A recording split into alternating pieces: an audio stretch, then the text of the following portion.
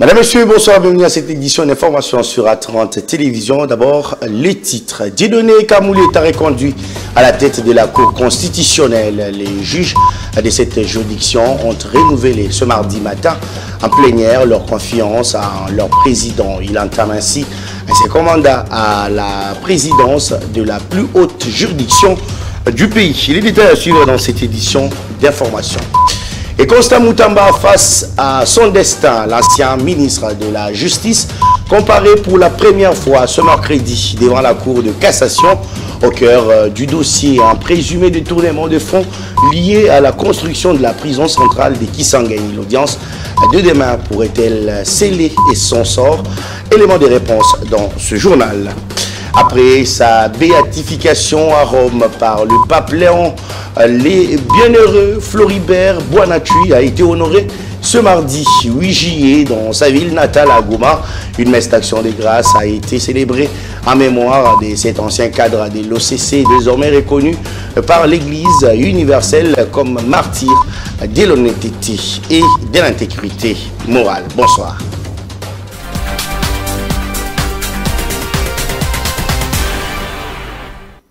Bienvenue à toutes et à tous. Ouvrons ce journal par cette information en bref. Dieudonné Kamoulé Tabadibanga est réélu à la tête de la plus haute instance judiciaire du pays à l'issue d'une plénière tenue ce mardi en fin des matinées. Les juges de la Cour constitutionnelle ont unanimement renouvelé leur confiance à leurs collègues. Les juges Dieudonné Kamoulé Tabadibanga le reconduisant pour un second mandat à la présidence des chefs de cette juridiction. Ces décisions marquent une volonté de continuité et de stabilité au sein de l'institution en reconnaissance du leadership et de l'engagement du président sortant en faveur d'une justice constitutionnelle rigoureuse et impartiale.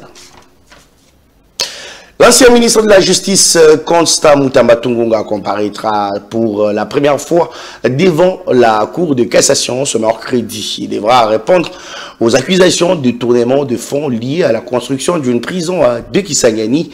Que faut-il attendre de cette première audience? L'ex-ministre risque-t-il une arrestation de cette étape? Élément de réponse avec Maître Christian Omango. La Cour s'estime saisie. La prochaine étape, ce serait de voir éventuellement s'il y aurait d'autres préalables. Est-ce que au moment de l'instruction, les choses s'étaient bien passées? Est-ce qu'il n'y a pas un obstacle qui va empêcher assez qu'on passe directement au fond de cette affaire-là? Il est possible que, par exemple,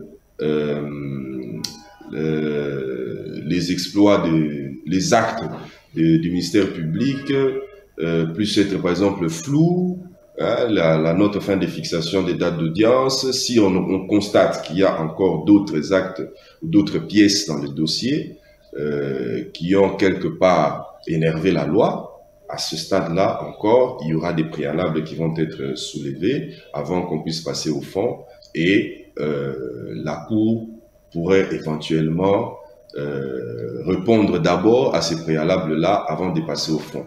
Mais envisager en tout cas déjà demain une arrestation, il faut que la Cour puisse en définitive trancher cette affaire-là, soit l'acquitter ou alors le condamner, et à partir de ce moment, la Cour pourra même dire dans son arrêt les dispositions qu'il faudra prendre pour passer à une éventuelle arrestation.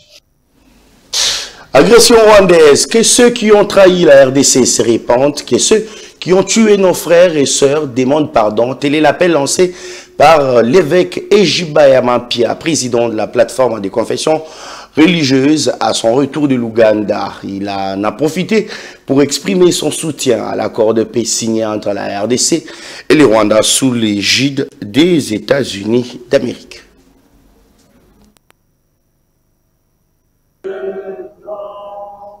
Dieu Tout-Puissant, que tu es grand, que tu es redoutable, le Dieu des esprits des prophètes.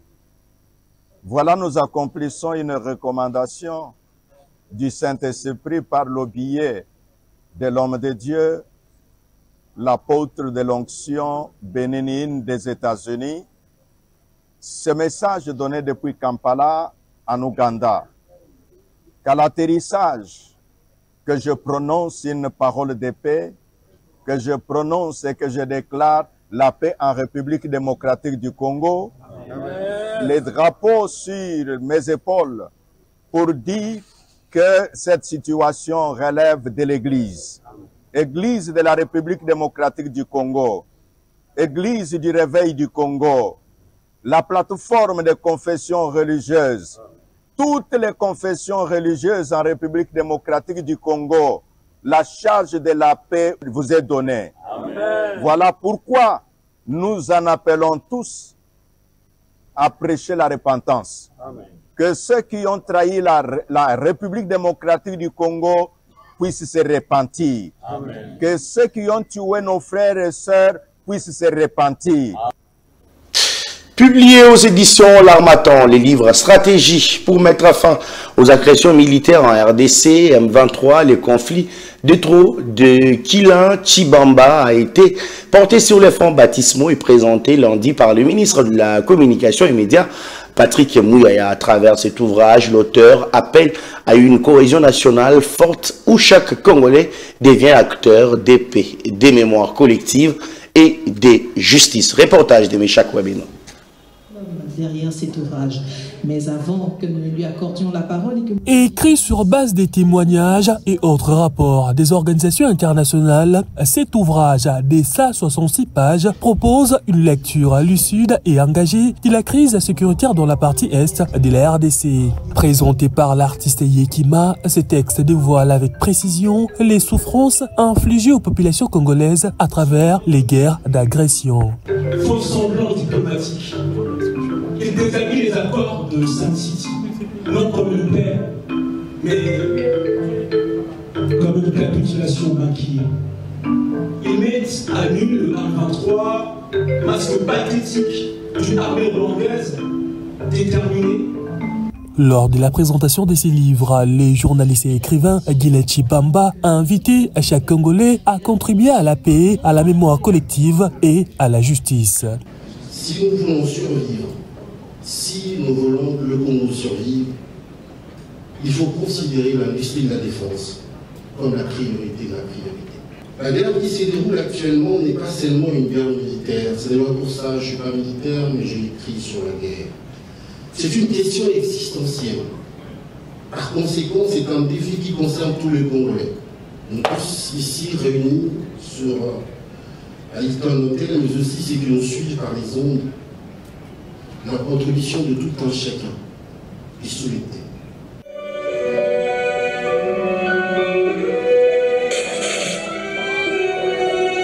Au regard du diagnostic posé par l'auteur, les porte-parole du gouvernement a invité les uns et les autres à se procurer cet ouvrage qui offre un aperçu de la situation sécuritaire du pays et contribue à éclairer l'opinion. Bien au-delà de ce qu'il dit, mais il a le courage d'être, parce que vous savez, les journalistes, c'est les historiens du présent.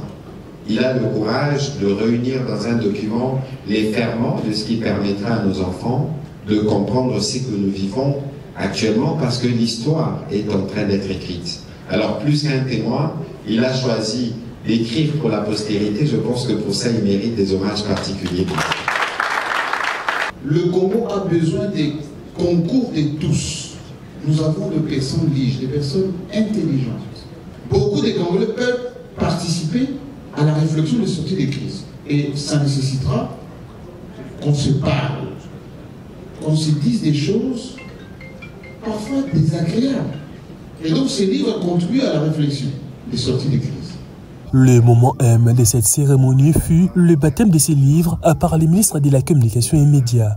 Et donc je souhaiterais baptiser ces livres Stratégie pour mettre fin aux agressions militaires à RD Congo, une longue vie, vous allez dire une percée dans les bibliothèques congolaises. Cette cérémonie s'est clôturée par une vente aux enchères et une séance des dédicaces.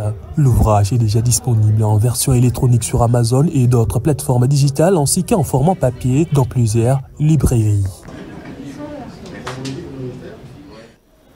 Direction de la province du Haut-Katanga où le gouverneur Jacques Kiaboula a remis le lundi 7 juillet une Jeep 4x4 Land Cruiser à la police nationale congolaise sous commissariat de l'ICACI. Ces dons du gouvernement provincial visent à appuyer la lutte contre l'insécurité dans la ville. Cet engin a été réceptionné par les commissaires divisionnaires Blaise Kilimbalimba. Vous avez alerté il y a quelques jours sur la situation sécuritaire dans la ville de l'ICACI.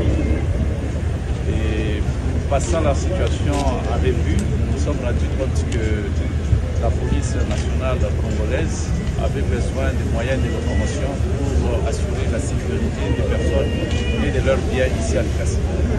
C'est comme ça que le Conseil provincial de sécurité, en rendant visite à la ville aujourd'hui et en tenant cette réunion de Conseil provincial de sécurité, à l'issue, nous avons pris l'option de vous remettre les clés de cette Jeep qui va servir à notre police pour mobilité afin d'assurer la sécurité des personnes et de leurs biens. Je prie à votre tour de remettre les clés à la responsable de la ville de l'ICACI, de la PNC, pour que la police soit équipée.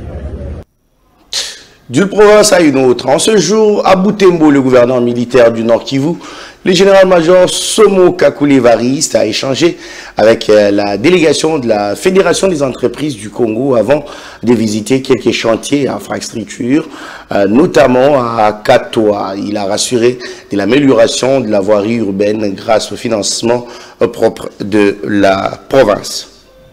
La voirie urbaine de Butembo est décidément transformée en chantier par le gouvernement provincial du Nord Kivu. D'un côté des ponts en construction ou en réhabilitation et de l'autre, la modernisation de certaines artères, dont celle-ci, le boulevard Nyamwisi, menant à l'aérodrome de Ruenda, à notre point de sortie et d'entrée de Butembo. Peu avant de boucler sa mission dans la ville ce dimanche 6 juillet, le gouverneur de province a personnellement inspecté les travaux sur différents chantiers. Le général-major Evariste Somo Kakule voulait comprendre ce qui se fait exactement sur le terrain. Je constate que les travaux avancent bien et rapidement. Je vois aussi que c'est des travaux titanesques compte tenu de la configuration géographique, n'est-ce pas, de la ville. Mais ça donne bon espoir que très bientôt, enfin, l'asphaltage va commencer et que finalement, nous aurons résolu ce problème qui a trop duré. Sur financement propre du gouvernement provincial du Nord Kivu, l'entreprise Gérisson Construction reste très engagée et veut offrir le plus vite possible à la ville de Butembo sa 4e route asphaltée. Pour l'autorité provinciale, il faut remettre la population ce qu'elle injecte dans sa province en payant les taxes et impôts. Les moyens, c'est la population qui les génère. Il n'y a que la population qui est en train de réaliser tout ça. Ce n'est pas nous. C'est eux qui payent les taxes, c'est eux qui donnent même des taxes conventionnelles, additionnelles. Ils s'organisent autour de la FEC ou des autres corporations comme le secteur de café cacao, et ainsi de suite. Ce qui donne, ce que nous reversons, n'est-ce pas, dans tous ces travaux. Le gouverneur militaire a aussi visité l'usine d'asphalte installée à Katoa, une autre propriété de la province. L'usine n'est pas abandonnée. Il faut seulement dire qu'il y a eu un temps entre les travaux d'asphaltage qui ont eu lieu dans la ville et ceux-ci. C'est pour ça que la machine a pris un peu de rouille, mais elle est tout à fait en bon état. Et j'ai donné les ordres nécessaires pour qu'on puisse dans un premier temps construire un hangar pour la protéger, mais aussi très rapidement la remettre en marche. Nous allons y travailler. Les infrastructures font partie intégrante des opérations sécuritaires et humanitaires, tous les trois qui constituent d'ailleurs le pilier de gouvernance du général-major Evariste Somo Kakule en réaction à une certaine opinion qui estime que le gouvernement de l'état de siège semble s'écarter de sa mission. Faire la paix en s'écartant du développement, c'est pas possible, conclut le gouverneur du Nord Kivu. Et toujours dans la province du Nord Kivu, les villes d'Ebeni, Butembo ainsi que plusieurs autres grandes agglomérations subissent une hausse importante du prix de l'essence. Le président de l'association des commissaires congolais agréés à la douane section Beni a indiqué que cette situation résulte d'une inadaptation des opérateurs économiques du secteur pétrolier à la nouvelle structure des prix. Suivez. Bon, la situation n'est pas d'abord nouvelle.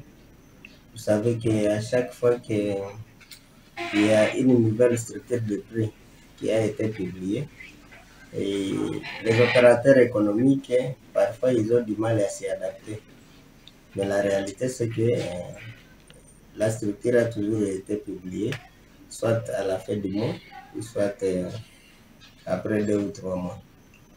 Et à chaque fois que cela est fait, s'il y a des petites modifications qui ont été constatées dans la structure, parfois, ça crée ce que vous observez aujourd'hui. 5 000 $, je ne sais pas ce que ça veut dire, parce que moi, je sais qu'on doit respecter la structure de prix. Et nulle part, car moi, je postule que dans le système Sidon, ce qui a été publié au début du mois, je n'ai pas vu où on a dit qu'on doit payer 5 000 $.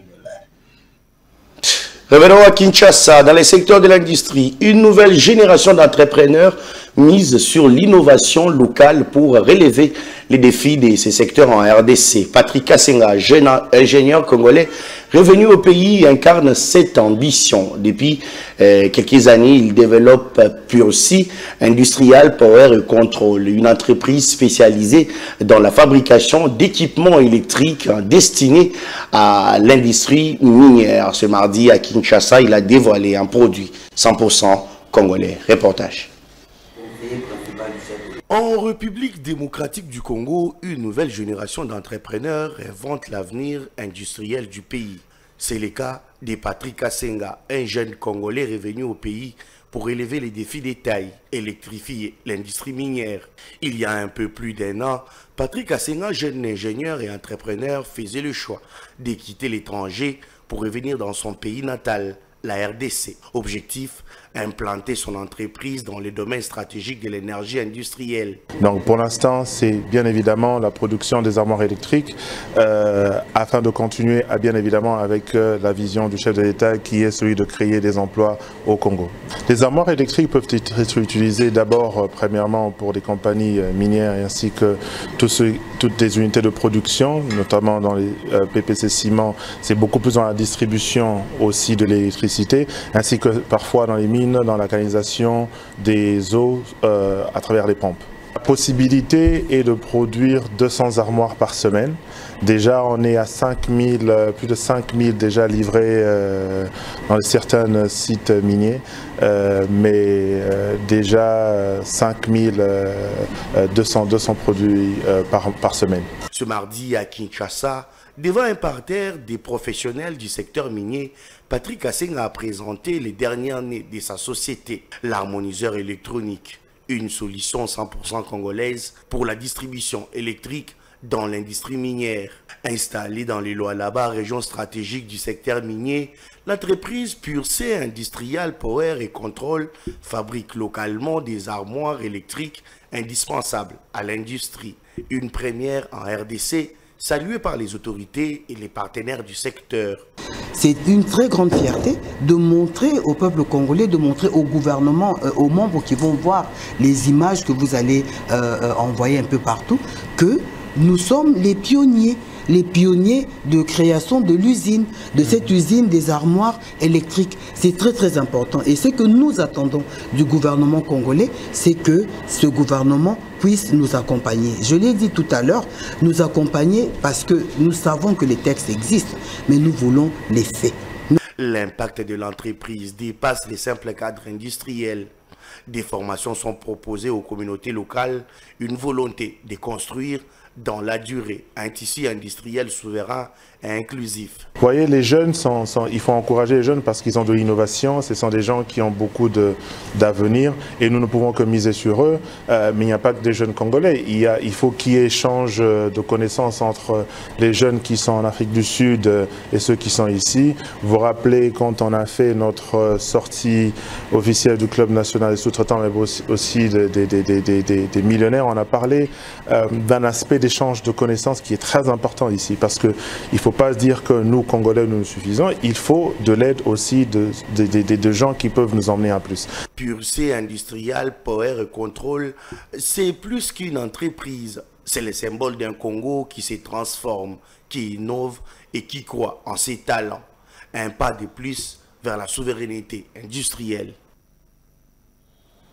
Et dans le reste de l'actualité, l'international congolais Cédric Bakambu a lancé le projet agricole dénommé Bakakri qui vise à structurer et professionnaliser les secteurs agricoles. Les joueurs du Real Betis veulent faire de ce projet un moteur de croissance durable, apporteur d'espoir, emploi et opportunités concrètes. C'était lundi à Sekebanza au Congo central.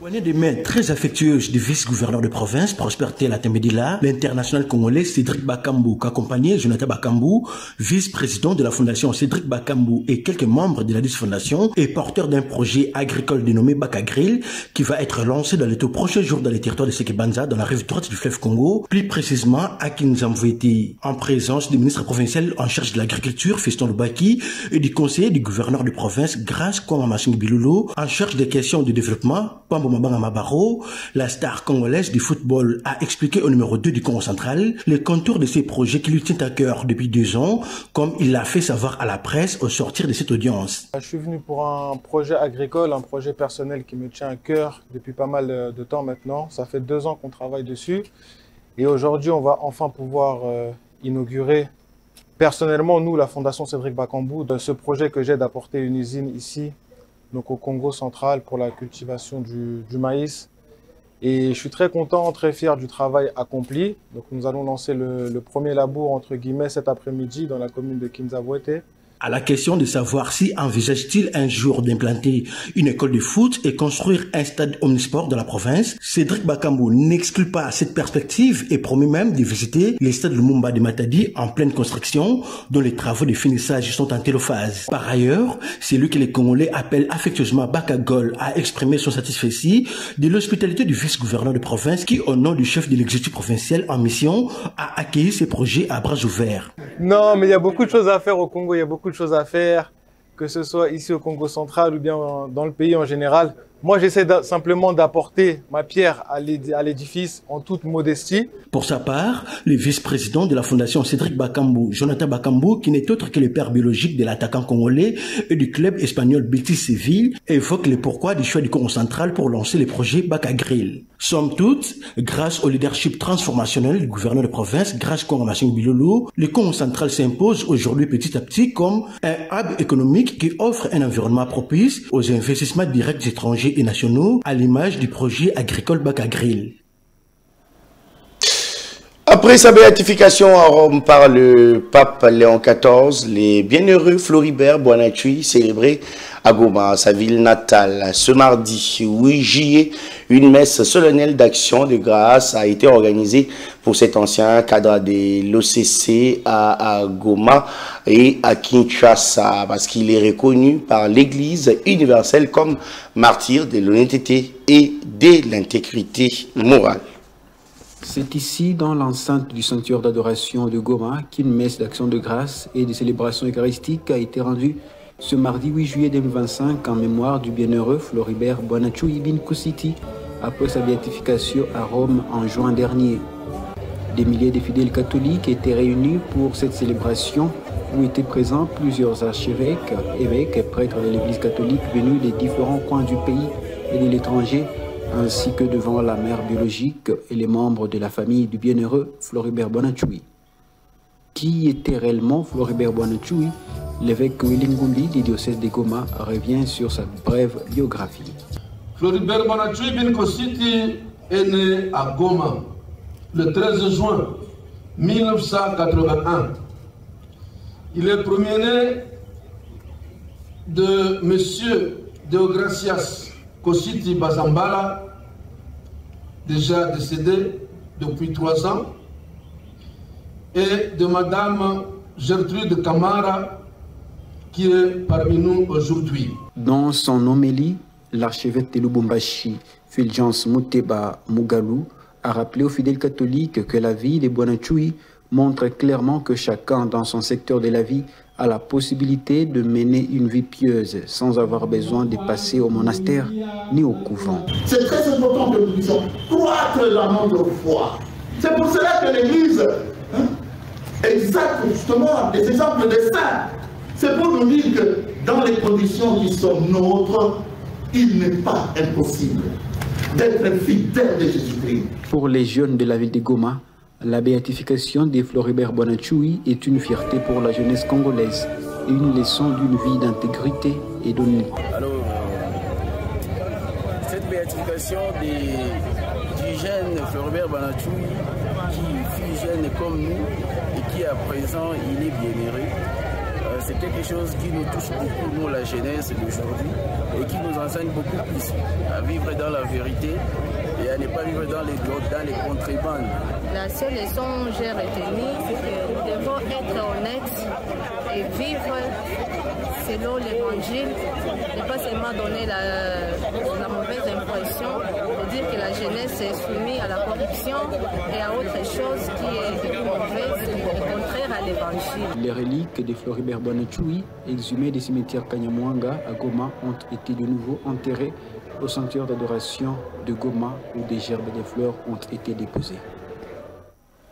Une brève en sport avant de vous quitter. Après 9 années passées sous les couleurs des Rodez en Ligue 2, Lionel Passis tourne une page.